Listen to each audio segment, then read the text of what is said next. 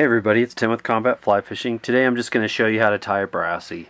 A buddy of mine noted that a lot of the ties that I do may not be suited towards a beginner tyer, so I'm going to tie you a Brassie and show you how it's done. And I'm going to tie this in my favorite color, black Brassie, which is black. Start out by using a Dairiki 125 or Tiemco 2488.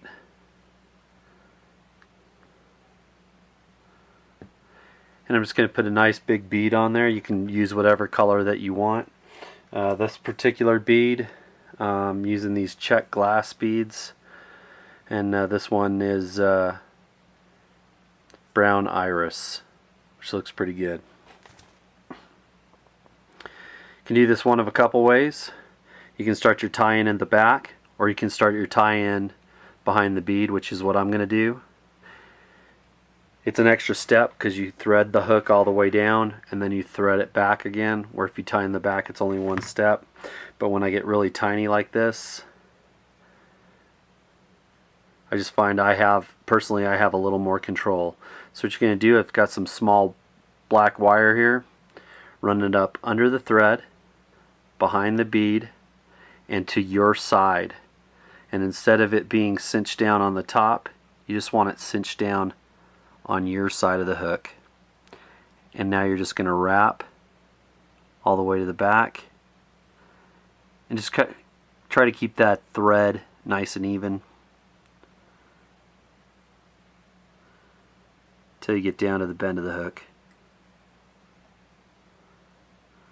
I'm going to go just a little bit more.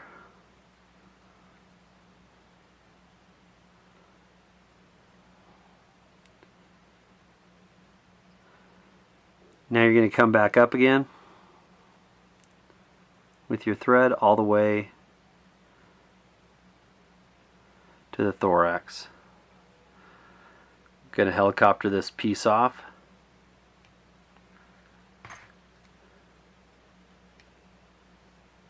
It's a lot easier if you just put a little half hitch right there. Move the bobbin out of your way before you start your wraps. Now when I start wrapping this, I'll make one wrap, and I kind of want to angle that wire back towards the last wrap. If I angle it towards the eye of the hook, I'm going to get a lot of separation. If I slightly angle it back towards the bend of the hook, that wire is going to rib really nice, and it's going to press right up to it, up to the last wrap.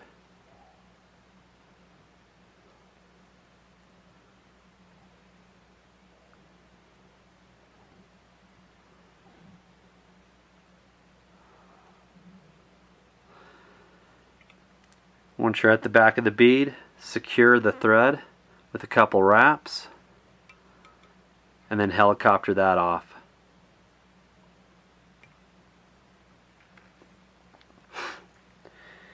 If you stopped right there, that's your typical Brassie. You can tie them in red, green, blue, whatever kind of wire is out there. That's about it.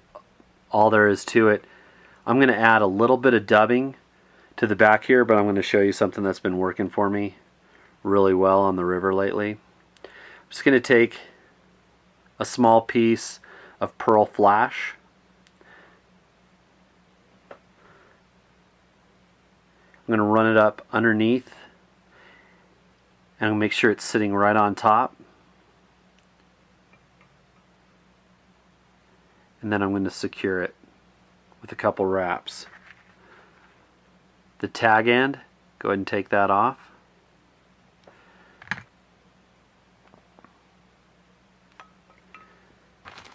Now I'm going to use some super fine black dubbing, and I'm just going to get a tiny little bit.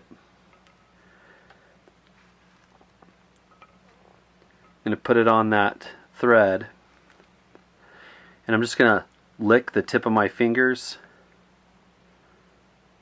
and then I'm just going to run that stuff counterclockwise on the thread and make a nice little dubbing noodle. You don't need any dubbing wax for this size of a fly.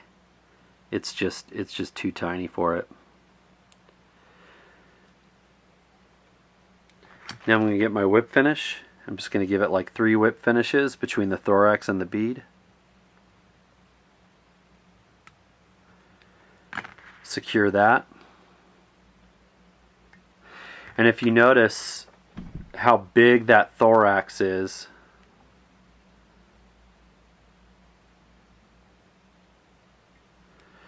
I just usually cut that off about halfway. It's a little too long for my taste. But if you look to see how thick that thorax is, if you know anything about like a midge, that thorax, the wings are developing inside that thorax. And when I have a really big thorax like that and it looks like it's about to burst, I like to just put a little indicator that the wing casing's starting to burst out of that thorax, which is why I put that tiny little piece of flash right there. And that has been making quite the difference on the river lately. So there you go. Leave me some comments and tell me what you think. Oh, and subscribe to my page.